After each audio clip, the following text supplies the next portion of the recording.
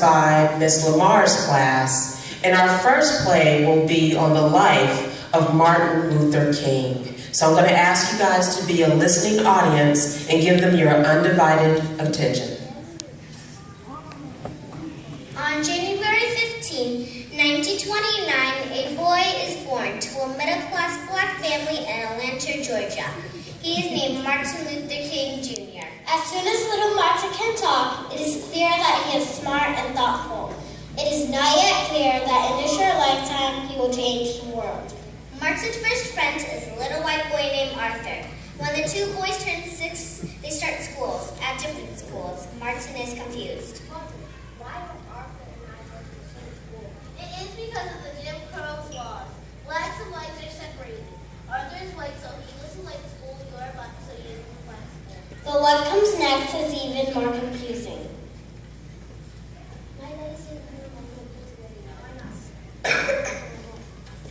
Martin tells his parents what Arthur said. Martin named some things that he must begin to understand about our world.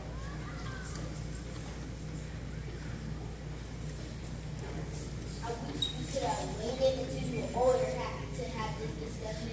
That night, Martin's parents explain it all to him. They tell him about the 200 years of slavery and about the many ways black people are still being treated unfairly.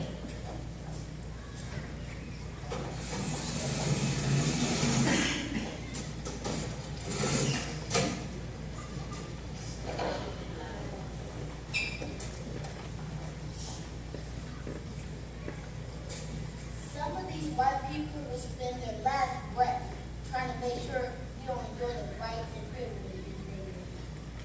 Don't scare the boy. He has to know the truth. He's not said otherwise. Son, we must be careful not to use the white water fountains, washrooms, waiting rooms, and restrooms. Listen to me carefully. These unfair laws and messages of freedom are meant to only one person. Make you feel like you're not as good as other people. You must not let that happen. You must always remember that God makes you just as good as anyone else. You know that?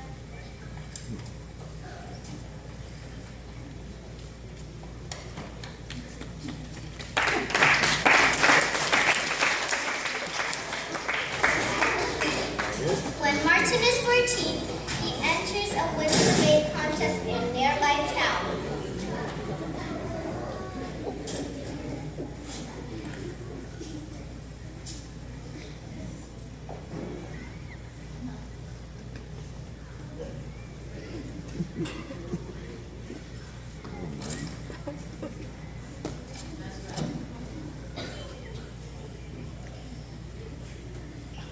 Afterwards, he and his teacher, Miss Bradley, board the bus for the long ride home. Soon the bus is crowded and some more passengers are getting on.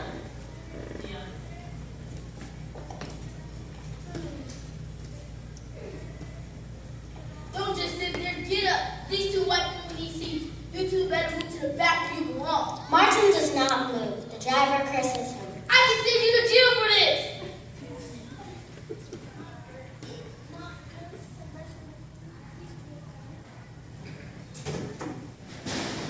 Finally, Martin agrees to give up his seat. He and Miss Bradley stand for the 90-mile journey home. Later, Martin writes these words in his journal.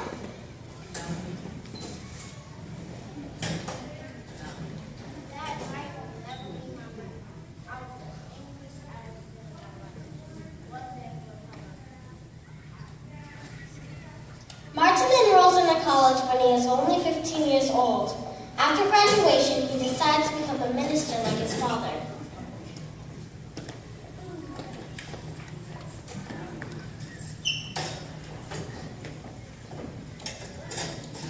His life changes when he sees a lecture on the life of Mahatma Gandhi from the country of India.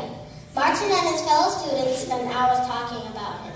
They also learn about the power of nonviolence as a way to bring about change. Gandhi organized students against the British government. He went on hunger strikes. He and his fellow protesters were beaten and jailed by the British.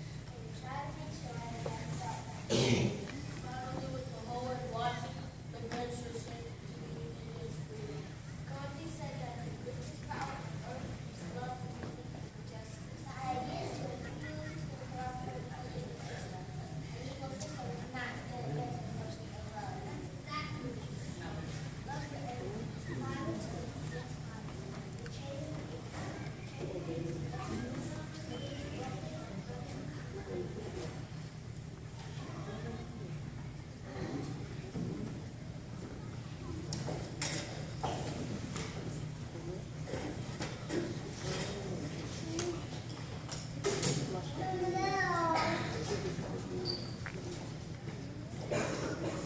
1955, Martin earns his graduate degree.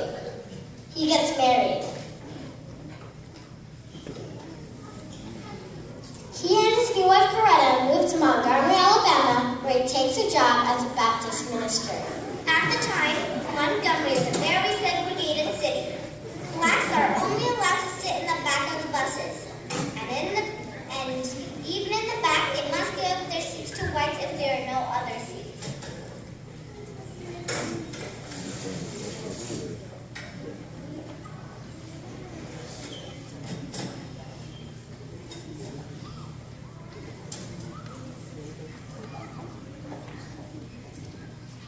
One day, on a crowded Montgomery bus, a brave black woman named Rosa Parks refuses to give up her seat to a white man.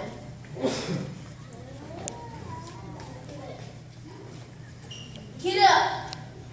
Police officer! This woman will not get up! Get up! She is arrested and thrown in jail. Miss Parks' action that day will give the black people of Montgomery the courage to also say no to this unfair law.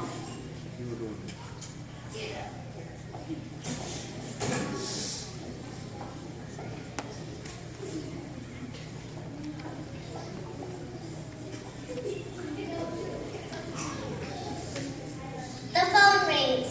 It is his friend Nixon.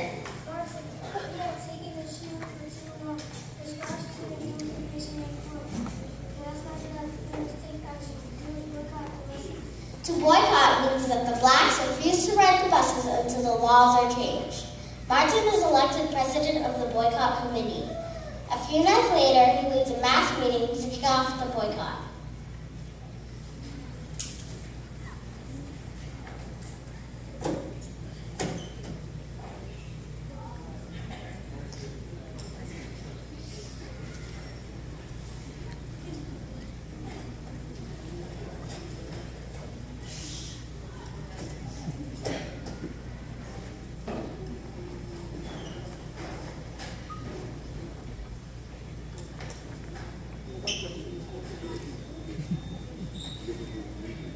We are here this evening to say to those who have mistreated us so long that we are tired. Yeah!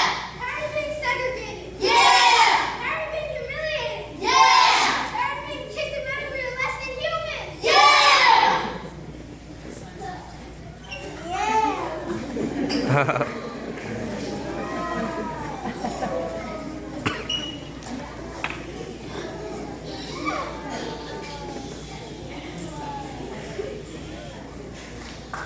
Martin reminds the spellbound crowd how important it is to remain nonviolent during the boycott.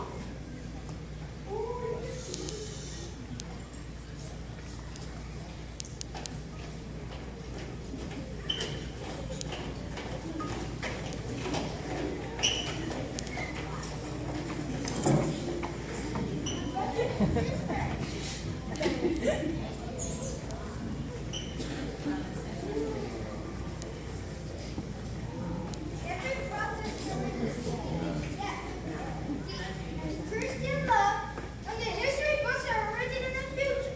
Someone will have to say, there lived a race of people, of black people, of people who had the moral courage to stand up for their rights.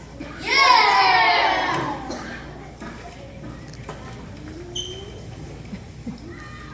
The boycott drives on for nearly a year. The national news media cover it heavily and make Martin a household name. Anti-black violence rises. Martin himself receives up to 40 death threats a day. They even bomb his house where he lives with his wife and young children. But the boycotters remain nonviolent. In November 1956, almost a year after the boycott began, the Supreme Court strikes down the Montgomery bus segregation law. Martin and the Montgomery boycotters have won.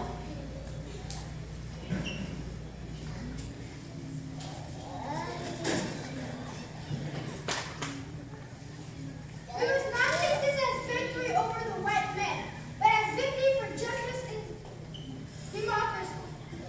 In the past, we have sat in the back of the buses, but today we have the same rights as the white men.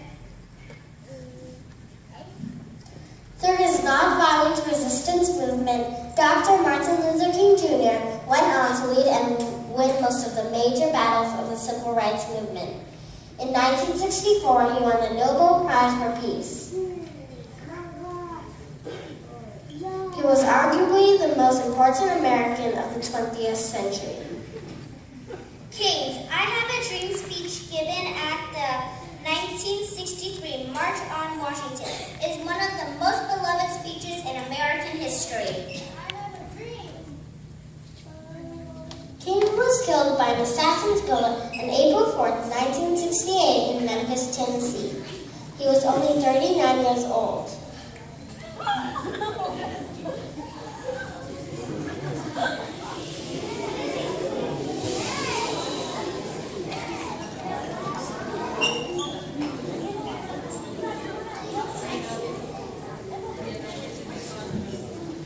Even though King died many years ago,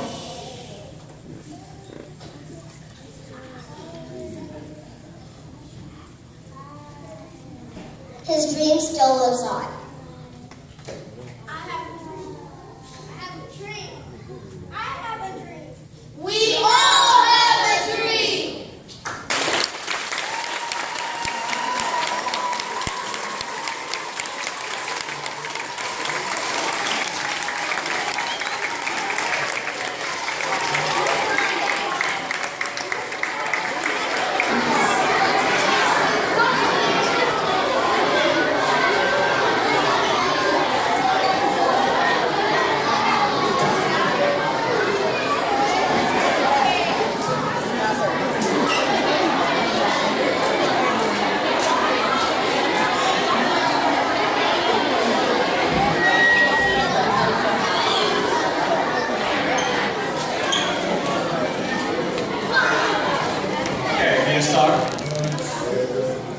Okay, the next play